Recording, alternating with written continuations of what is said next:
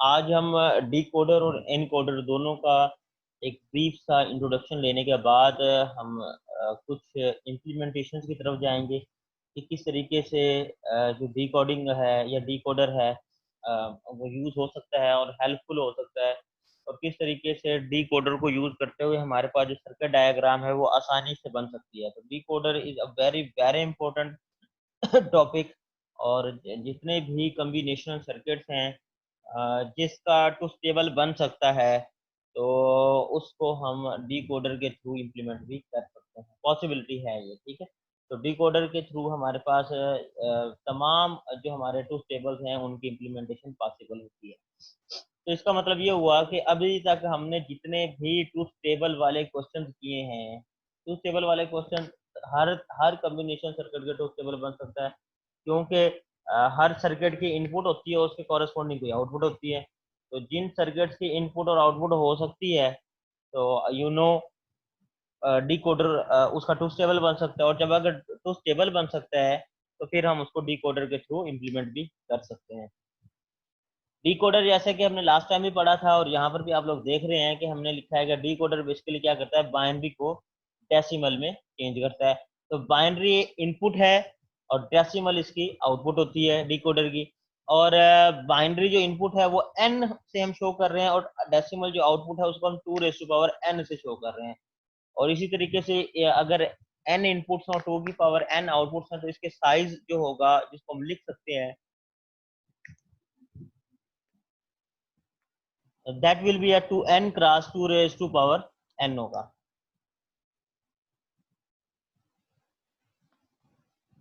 तो इसकी अगर हम फर्दर एक्सप्लेनेशन में जाएं n into 2 raised to power n में, तो हमारे पास जो एग्जांपल्स आएंगे डीकोडर की, अगर 2 इनपुट वाला डीकोडर है तो उसका जो साइज होगा 2 क्रॉस 4 होगा। अगर 3 इनपुट आपको पता है तो आप 3 क्रॉस 3 इनपुट वाला जो भी डीकोडर होगा उसकी 8 आउटपुट होंगी। इस तरीके से 4 क्रॉस 16, 5 क्रॉस 32, ये इसी तरीके से अप टू सोन ही चलता रहेगा। या हम इसको इस तरह से कह सकते हैं, अगर आपको सिंपल इनपुट का पता है डीकोडर की कि यार 2 इनपुट वाला डीकोडर यूज होना है कहीं पर, तो आपको पता है कि 2 इनपुट वाला जो डीकोडर होगा उसकी 4 आउटपुट होंगी, तो 2 क्रॉस 4 यूज होगा। या अगर आपको पता है कि अगर किसी डीकोडर के आउटपुट 8 हैं, तो कौन सा डीकोडर यूज हो सकता है, तो 8 अगर आउटपुट हैं तो उसकी इनपुट 3 हो सकती है, तो आप 3 क्रॉस 8 वाला जो डीकोडर है वो यूज करेंगे। तो अब हम एक एग्जांपल बेसिक सा जो हमारे पास डिकोडर है उसको इम्प्लीमेंट करने की कोशिश करते हैं। हम ये कहते हैं कि जी अगर हमारे पास x और y, ये 2 इनपुट्स हैं हमारे पास, x and y are inputs, and obviously we know कि अगर हमारे पास 2 इनपुट्स हो तो हमारे पास जो आउटपुट्स होती हैं वो 4 होती हैं। तो D0, D1, D2 and D3 are the output. X और वाई हमारे पास बाइनरी नंबर्स होंगे और डेसिमल आउटपुट्स होंगी। तो ये जो D0 से D3 तक लिखा गया, बेसिकली इसको हम decimal 0, decimal 1, decimal 2 and decimal 3 हम इसको यूज कर सकते हैं। ओके जी। अब आप देखें कि ये ट्रुथ टेबल इसका बन गया कि फॉर एग्जांपल आपके पास एक्स और वाई इनपुट्स हैं और D0 से D3 तक आपके पास आउटपुट्स हैं। तो आप लोग एग्जामिन कर सकते हैं कि इनपुट्स अगर बाइनरी है, for example 0 0 is the binary of 0, तो corresponding decimal will be will on. Okay, for example आपको पता है कि एक्स और वाई अगर आपके पास इनपुट्स हैं और 0 0 अगर आपके पास इनपुट है, तो 0 0 इज द बाइनरी ऑफ 0, तो D0 will on and rest of the output will be of. Clear हो गया जी। इसी तरीके से अगर आप 0 1 इनपुट देखें, बाइनरी इनपुट होगी, तो 0 1 इज बाइनरी ऑफ 1, तो आपके पास D1 ऑन हो गया। फिर 1 0 इज द बाइनरी ऑफ 2, तो D2 ऑन हो गया। And 1 1 is the binary of 3, तो D3 ऑन हो जाएगा। अब हम इसके आ जाते हैं सर्किट डायग्राम की तरफ। सर्किट डायग्राम में आप देखें D0 जो है, D0 1 है कब, जब x भी 0 है और y भी 0। इट मींस x भी complimented and y is also a complimented value. हो गया। सर्किट डायग्राम में आए तो आप देख सकते हैं कि x भी कॉम्प्लीमेंटेड है और y भी कॉम्प्लीमेंटेड है।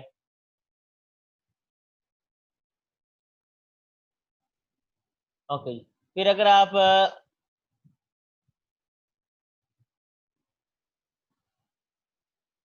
गौर करें x और y की वैल्यू पे, तो D1 तब ऑन होगा जब x is a 0 and y is 1।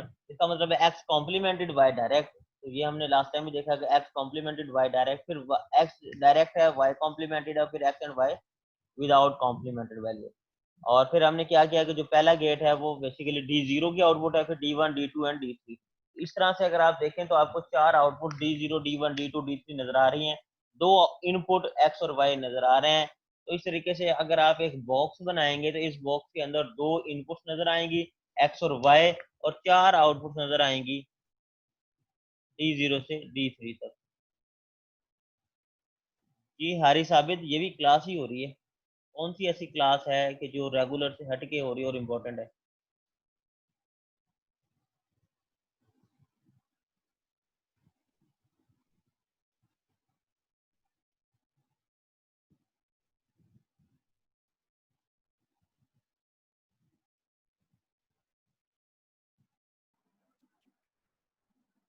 Okay ji class, हम ये देख सकते हैं कि हमारे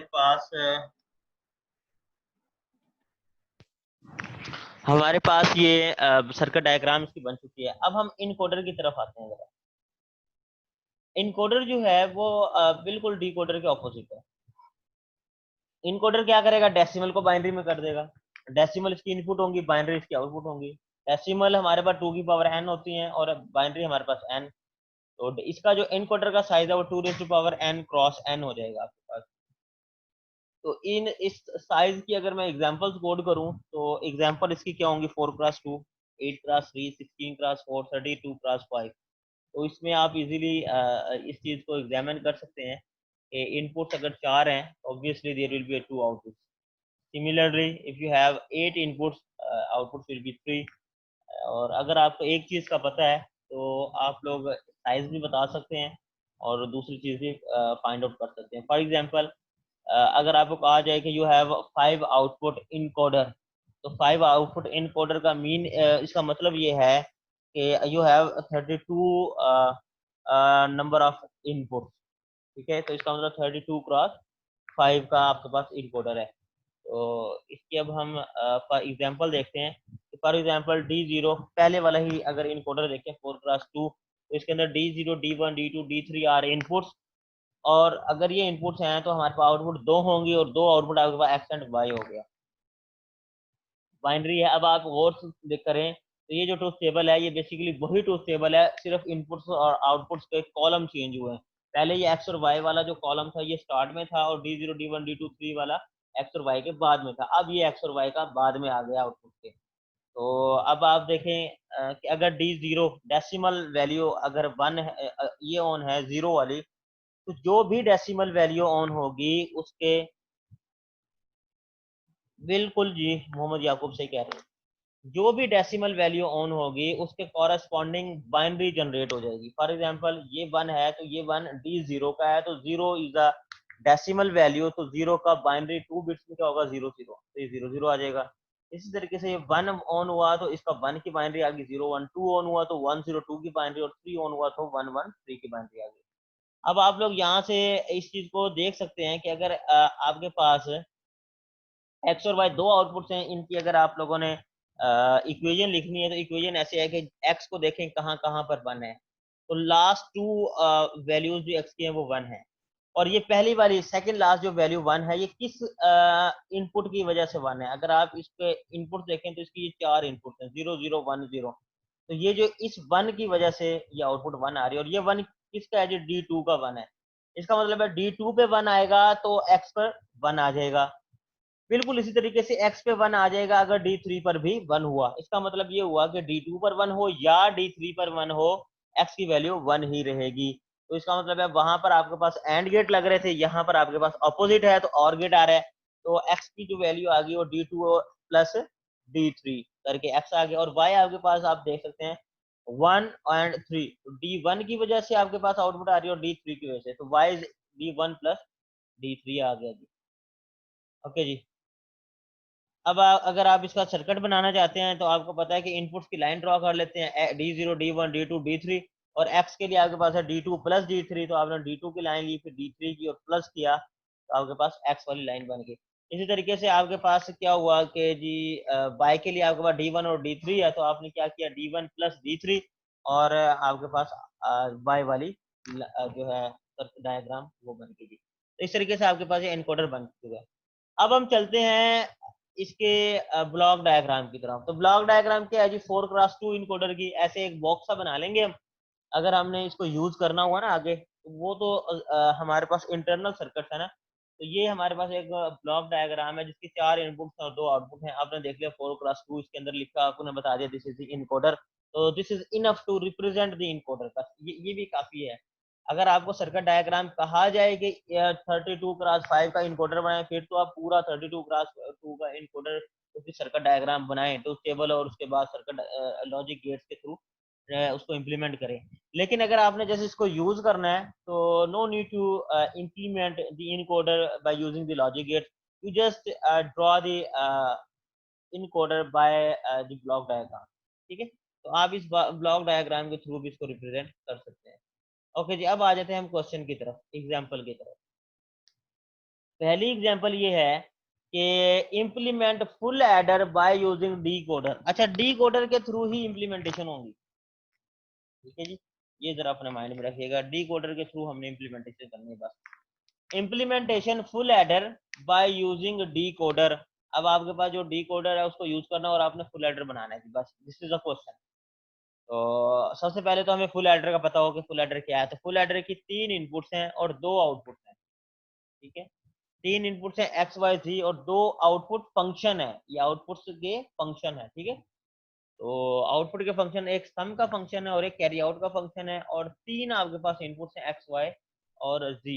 अगर आप देखें तो आप इस फुल एडर का ट्रूथ टेबल बनाएं, तो this is a truth table of the full adder X Y Z sum and carry out. तो आप लोग ये ट्रूथ टेबल बना सकते हैं, यहाँ तक तो बना सकते हैं ना, ट्रूथ टेबल तक तो आ जाएंगे फुल एडर के आप।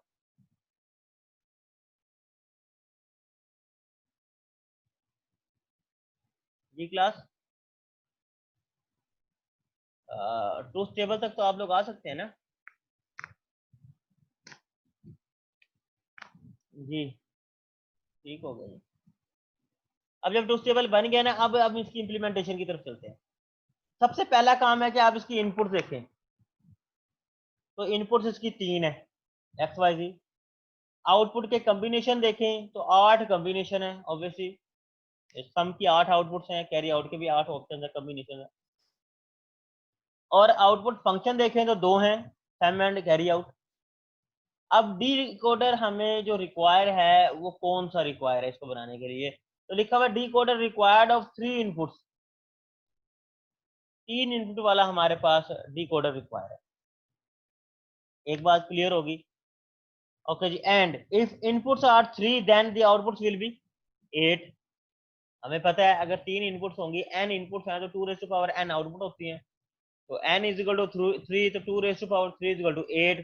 तो आपके पास जो आउटपुट्स निकलेंगी वो 8 होंगी। तो आपके पास जो डीकोडर का साइज निकल गया वो आया है ये 3x8 का। 3x8 का डीकोडर का साइज आपके पास होगा जिसके थ्रू ये इम्प्लीमेंट हो सकता है। अब आप लोगों ने सबसे इंपॉर्टेंट जो बात है, जब आपके पास ट्रूथ टेबल आ जाता है, ट्रूथ टेबल बनाना है आपने, सबसे पहला काम है। जब आपका ट्रूथ टेबल आ जाएगा तो आउटपुट के फंक्शन देख लेना है कितने हैं। तो यहाँ पर आउटपुट के 2 फंक्शन है, एक सम और एक कैरी आउट।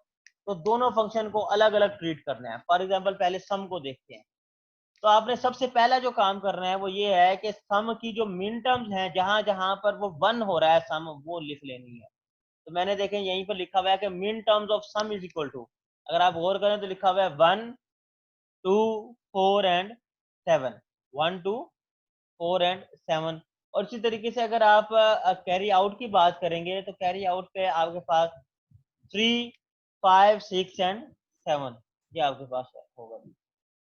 ठीक हो गया जी, कि 1 2 4 7 3 5 6 7 ये आपके पास इम्प्लीमेंटेशन है। यहाँ तक जी समझ आइए जी क्लास।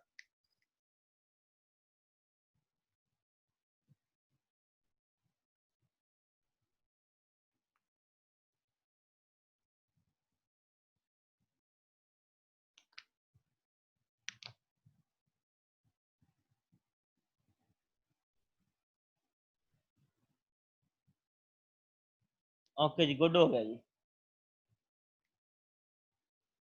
अच्छा, अब आप लोगों ने क्या काम करना है, अब आप लोगों के पास मिनटर में है। अब आप लोग ये जरा डायग्राम ठीक नहीं है, ये डायग्राम है, ये मैं अपलोड करते हुए उस डायग्राम को मिस कर दूंगा।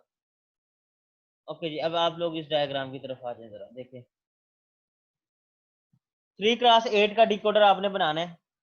3 इनपुट है एक्स वाई जी और 8 आउटपुट है M0 M1 M2 M3 4 5 6 7 के नाम से आपने निकाल लिया। सम के लिए आपके पास जो मिन टर्म है अगर आप गौर करें तो वो है 1 2 4 7।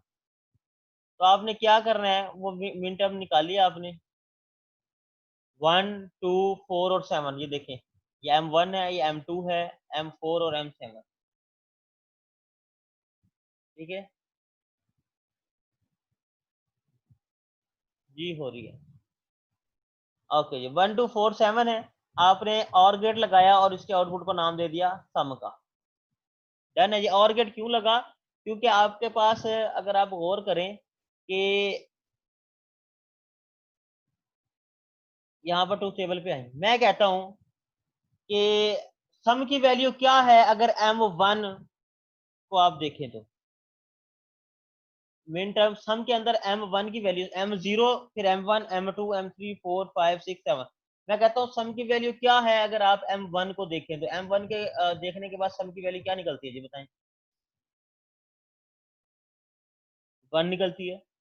अगर आप M2 को देखें तब भी 1 है। अगर आप M4 को देखें तब भी 1 है। M7 को देखें तब भी 1 है। इसके अलावा कोई भी M लें, M0 ले लें, M3 ले लें, M5 ले लें, M6 ले लें, तो इस पे आपकी वैल्यू 0 है।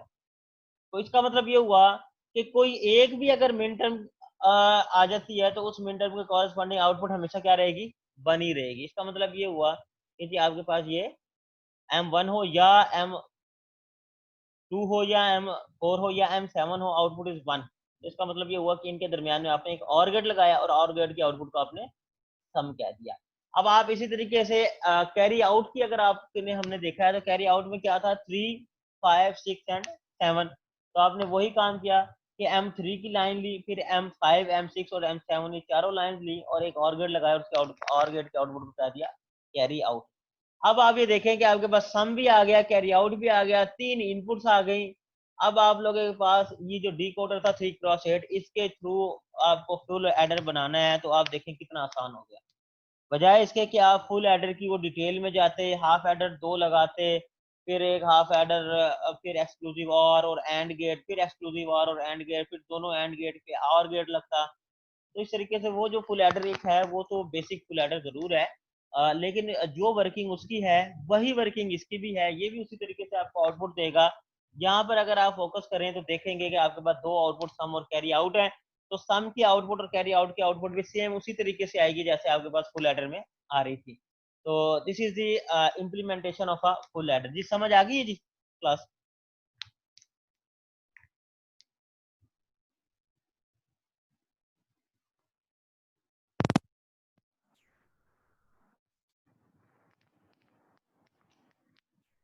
ओके जी, थैंक यू।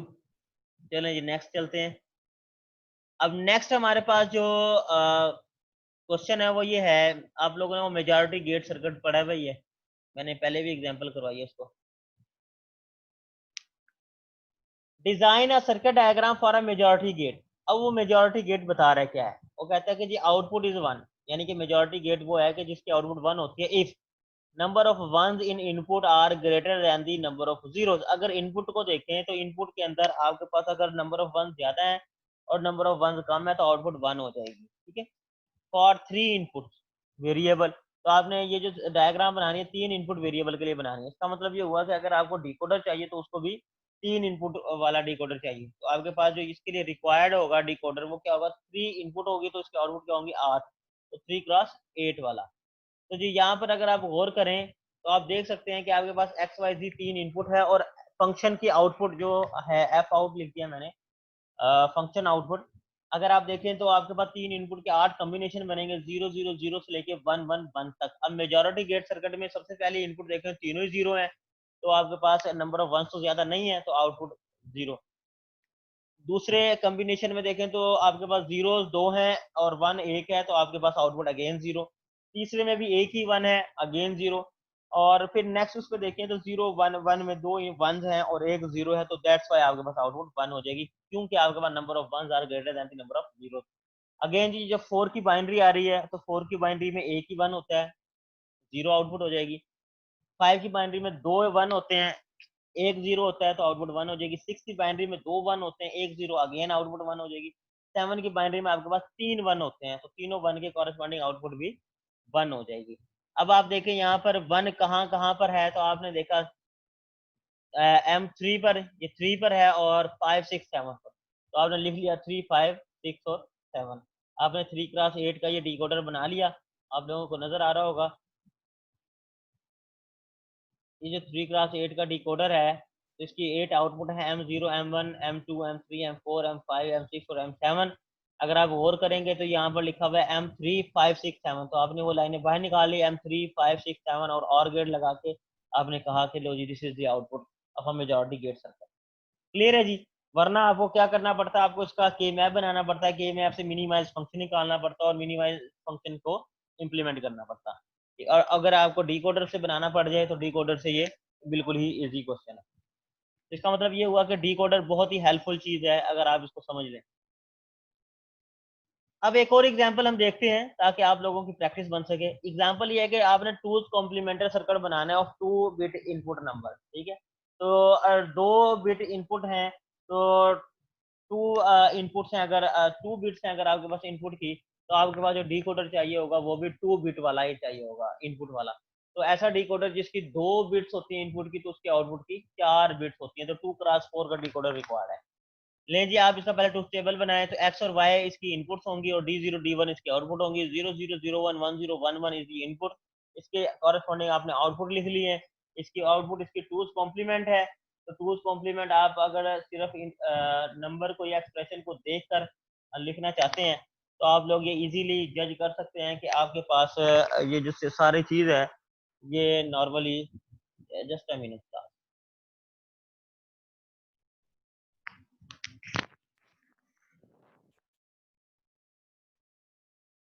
जी जी, दोबारा समझा रहा हूँ जनाब जी।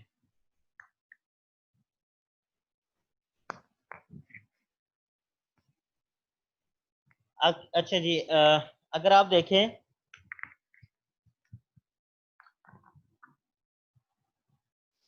हमने ये कहा कि हमने टूज कॉम्प्लीमेंट जो है उसका सर्किट बनाना है। तो अगर आपके पास फॉर एग्जांपल मैं आपके पास एक नंबर लिखने लगा हूँ, आप लोगों को कमेंट में शो होगा, चैट में देखिएगा। मेरा नंबर देखें, 5 बिट का नंबर है। मैं कहता हूँ इसका टूज कॉम्प्लीमेंट लिखें, तो मुझे बताएं कि इसका टूज कॉम्प्लीमेंट कितने बिट्स में आएगा।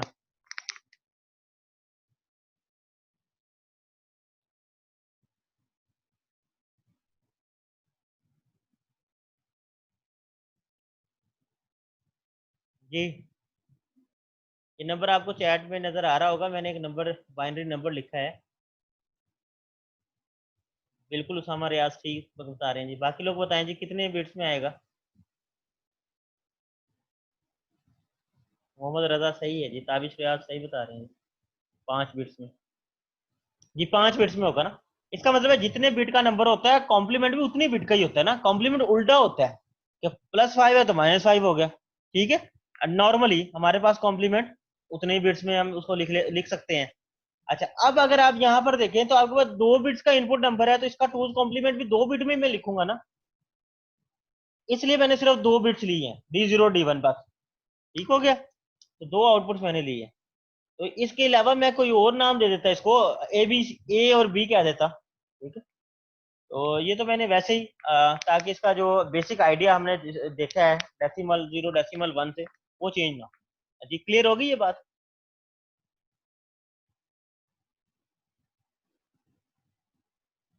जी क्लास क्लियर होगी ये बात। ओके जी। अब आपके पास एक्स और वाई दो नंबर हैं, आपका एक्स और वाई 2 बिट्स हैं आपके पास, और इन दोनों बिट्स की वैल्यू 0 0 0 1 1 0 1 1 हो सकती है। इसके कॉरेस्पॉन्डिंग इसके टूज कॉम्प्लीमेंट लिख लिया आपने, तो टूज कॉम्प्लीमेंट आपको पता है। आप राइट साइड से स्टार्ट करते हैं, जब तक फर्स्ट 1 नहीं आ जाता नंबर एज इट इज लिखते हैं, फर्स्ट 1 को भी एज इट इज लिखते हैं, फर्स्ट 1 के बाद जो नंबर आएंगे सारे आप रिवर्स कर देते हैं। फॉर एग्जाम्पल यहाँ पर देखें, पहले में 0 0 है, तो यहाँ पर कोई 1 नहीं है, तो आपके पास 0 0 आंसर आ जाएगा।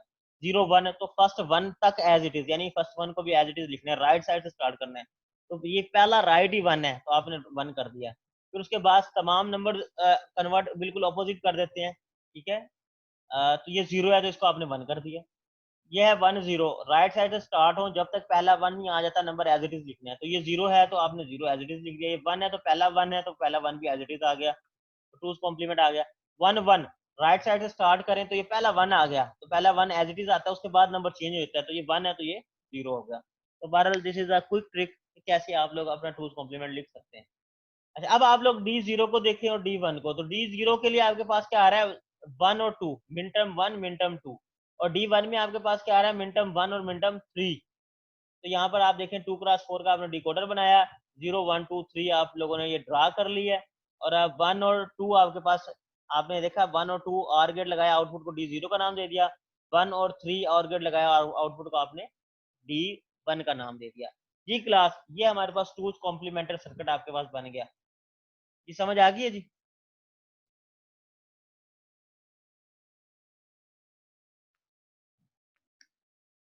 ओके क्लास, इंशाल्लाह नेक्स्ट लेक्चर के अंदर, ये अगर 3 बिट होता तो 3x8 होते, और 3x8 के अंदर 3 बिट ही आपके पास आउटपुट फंक्शन होते, D0 D1 D2 तक जाते। फिर आप फिर D0 की मिन टर्म अलग करते, D1 की अलग, D2 की अलग करते, और हर एक की मिन टर्म के साथ एक और गेट लगाते और उसकी आउटपुट वही लिख देते, D0 D1 या D2।